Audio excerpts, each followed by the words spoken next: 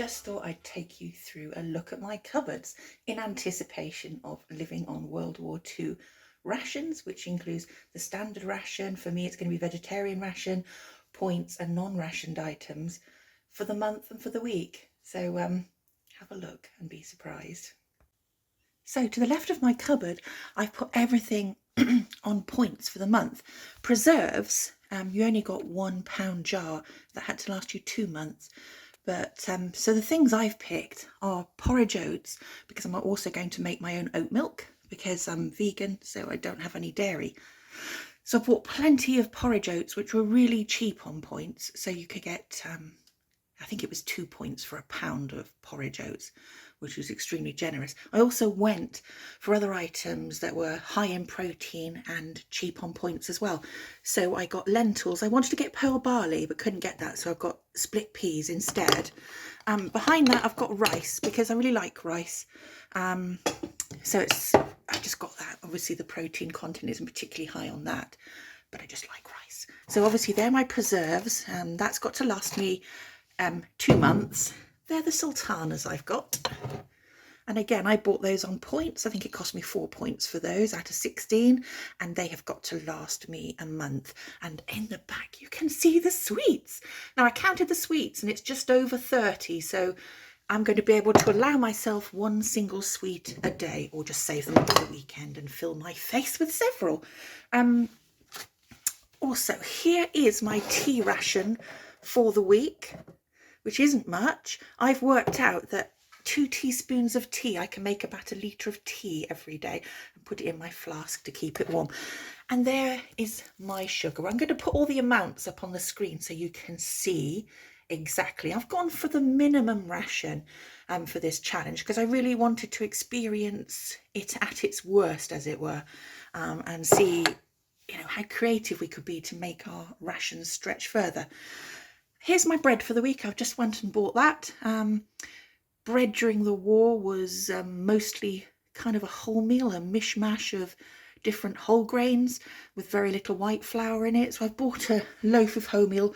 It wasn't sliced during the war, but I couldn't find one that wasn't sliced. So I've just bought a sliced one.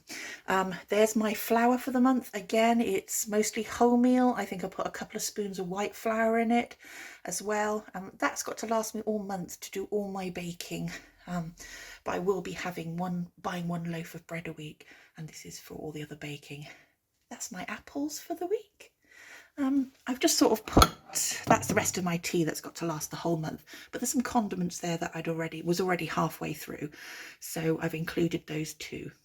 I actually found some more vintage china. I've got more out in the other room, but I really wanted the barrel. Just reminds me of the 1940s, the barrel, and there, look at that cow creamer. Oh my word. I'm going to have to clean that up and put some oat milk in it. Here's my 1940s shelf. They're my daughter's shelves up there. These are my shelves down below.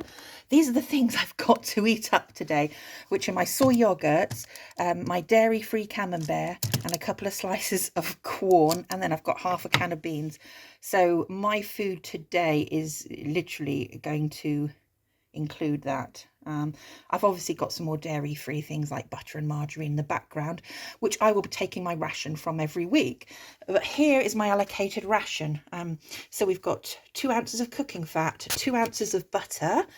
I have 4 ounces of cheese, and that's because I'm vegetarian. So vegetarians wouldn't have the meat ration, but they had an extra 3 ounces of cheese. And in this ration, we've only got 1 ounce of cheese a week. So I've got 4 ounces. And the margarine is in the back there. I've got 4 ounces of that as well. I've got 2 pounds of potatoes for the week, some spring onions, cauliflower. I've got some beetroot, Savoy cabbage, and some lettuce. I tried to pick things that were on the seasonal list, so I've gone for sort of early potatoes. Obviously that's dairy-free cheese again. Like I said, I am vegan. Yeah, that's it really. This sad-looking bunch is what's left of my onions and my last avocado. I had an avocado on toast this morning. So that'll be the last of those, and I won't be having real onions or avocado for another month. I'll be having spring onions. They had spring onions, but it was quite hard to get hold of proper onions. Wouldn't have been easy to come by. So there we are. I think it's going to be really interesting to hear from other people how they're managing, what they're eating, how much it's costing them. I did a price analysis, which you can see on the screen, and I worked out how much it would cost me to eat on WW2 rations, just based obviously on today's prices. That was quite interesting. And when I looked at the price, by sticking strictly to what was rationed, what was on points, and what was not rationed and unavailable, and probably based roughly on the income coming into my family, which is just me, the only wage earner, so obviously had to be careful and not spend too much money. So for me, I think it came to nearly £12. It's £11 something, you'll see it on the screen, which actually didn't seem too much money. But when I compared it to my normal, how much I normally spend, I was spending 3 times as much as that. So, 30, probably £40. I think there's a lot of waste there.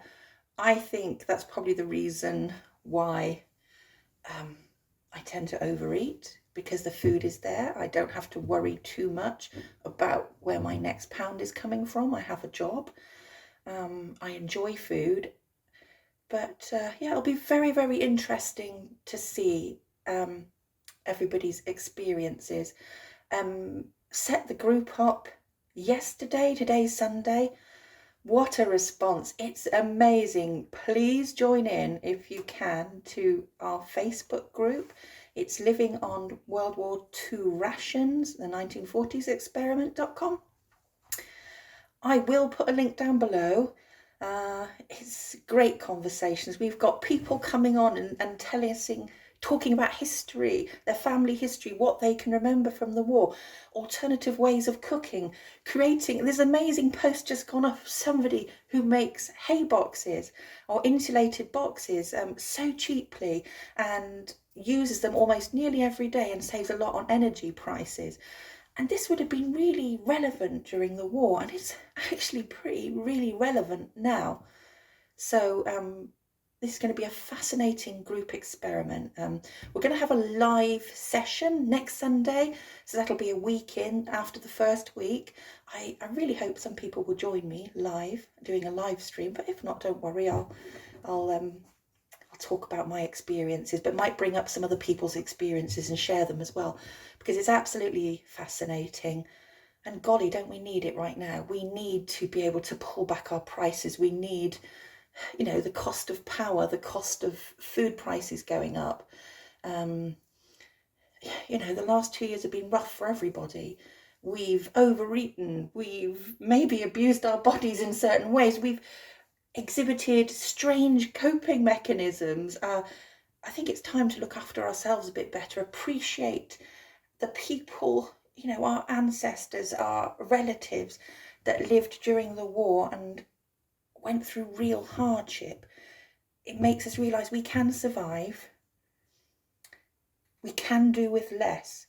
We can be more aware of our environment, our planet.